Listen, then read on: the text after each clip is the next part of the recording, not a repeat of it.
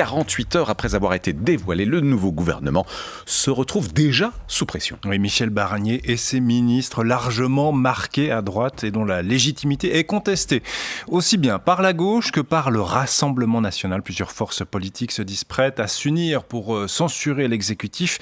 Alors, quel avenir pour le gouvernement Barnier? Avec nous pour en parler, une représentante du camp présidentiel. Bonsoir Marie-Ange Rousselot. Bonsoir. Vous serez sans doute bientôt député à l'Assemblée nationale puisque Marc Ferracci, député des Français de l'étranger, rejoint le gouvernement. Et bonsoir à vous Halima Delimi.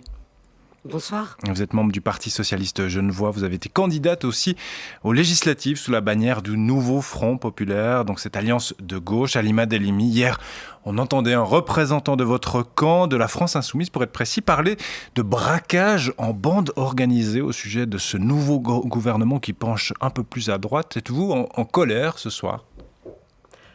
Non, je ne suis pas en colère personnellement, mais les Français sont excédés, en effet.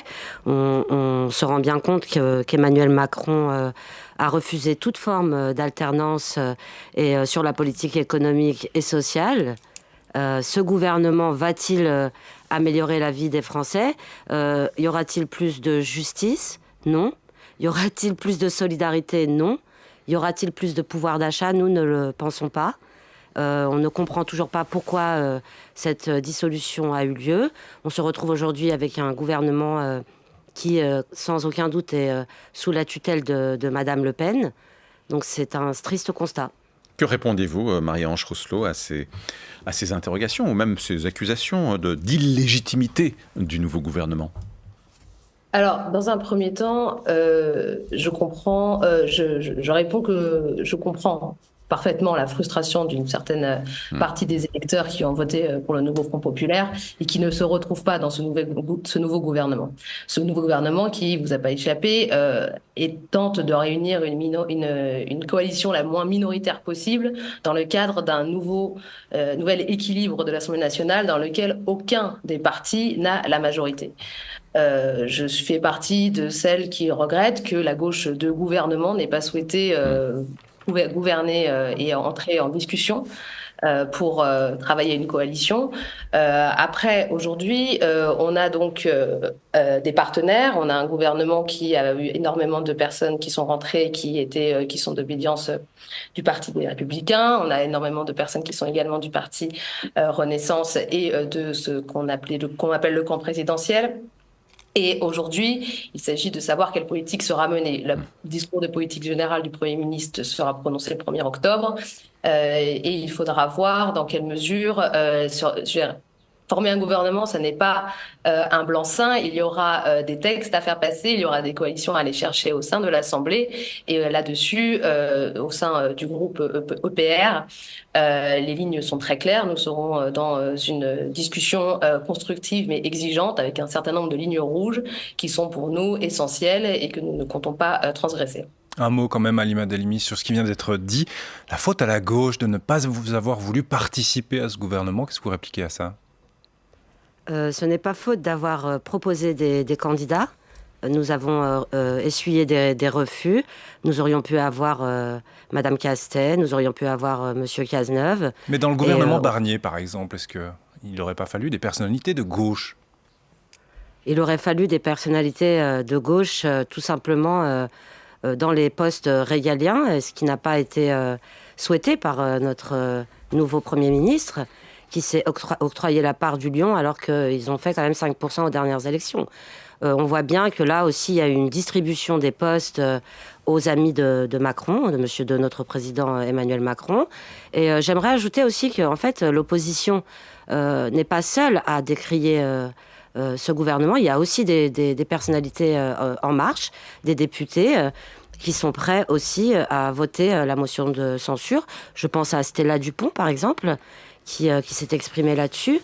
Les Français sont nombreux à être dépités, évidemment, et on marche un petit peu sur la tête au vu de ce gouvernement qui est déjà composé quasiment que d'hommes, en tout cas aux places les plus importantes, et qui, par ailleurs, se voit avec des personnalités dont On a 5 ministres qui ont voté contre l'entrée de l'IVG dans la Constitution, des ministres qui étaient contre la marche, qui étaient justement contre le mariage pour tous. C'est assez effrayant et ce n'est pas du tout à l'image de notre pays. En même temps, l'image de votre pays, Halima Delimi, pardonnez-moi, l'image de votre pays, c'est qu'elle est foncièrement à droite. D'une manière générale, quels que soient les partis qui représentent cette droite-là, globalement, la France est un pays qui demeure à droite. Comment pouvez-vous justifier le fait que vous réclamiez en quelque sorte les ministères régaliens et de dire « nous n'appliquerons que le programme du nouveau Front populaire » ? Nous n'avons jamais dit que nous n'appliquerions que le programme. Ça, c'est encore une fois M. Mélenchon qui avait... Ouais. Oui, voilà, mais qui n'a rien à voir. D'ailleurs, les LFI étaient prêts à ne pas mettre de ministre dans ce gouvernement. Et malgré cela, on n'a pas été entendu. Il faut quand même... on ne peut pas se réjouir aujourd'hui, par exemple, de se retrouver au lendemain des Paralympiques sans secrétariat ni ministère dédié aux handicapés. C'est une calamité. Sur ce point, Marie-Ange Rousselot, il va être un peu plus conservateur, ce gouvernement Barnier. On parlait de ces 5 ministres qui étaient dans la manif pour tous, donc contre le mariage pour tous. Est-ce qu'on assiste là à un retour de la droite conservatrice ? Qu'est-ce que vous en pensez ?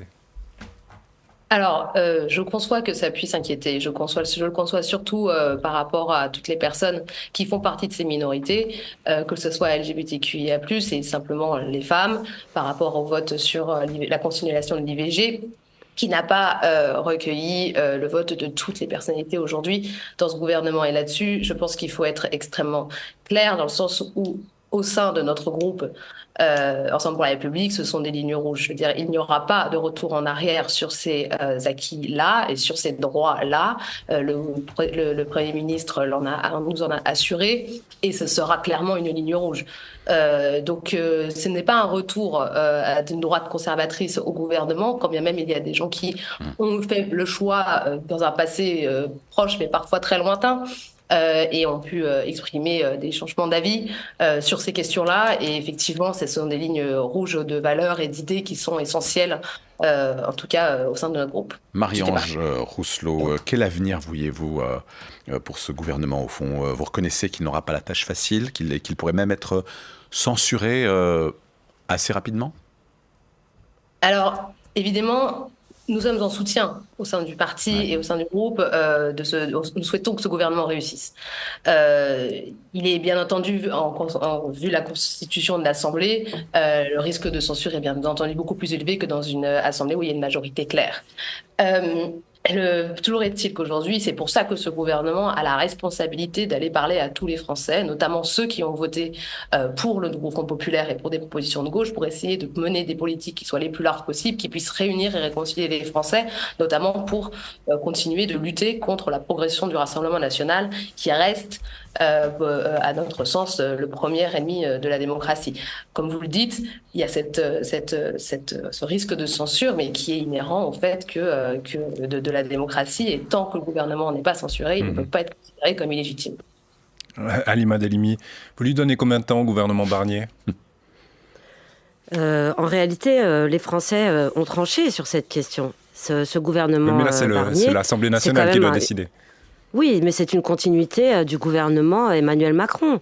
On voit très bien que, vu qui a été placé à Bercy, qu'on va bien entendu continuer la casse sociale.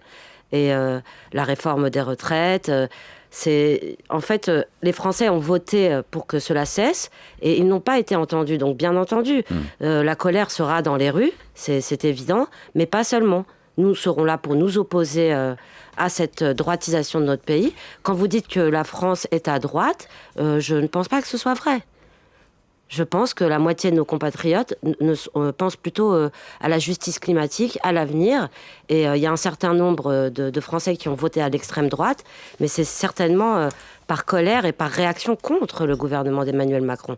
Or, ils se retrouvent aujourd'hui avec le même gouvernement. On verra combien de temps Michel Barnier parvient à se maintenir dans ce gouvernement. On suivra tout ça avec vous. Marie-Ange Rousselot, merci beaucoup d'avoir été quelques instants avec nous. Halima Delimi également. Bonne soirée à toutes les deux. Merci beaucoup. Bonne soirée.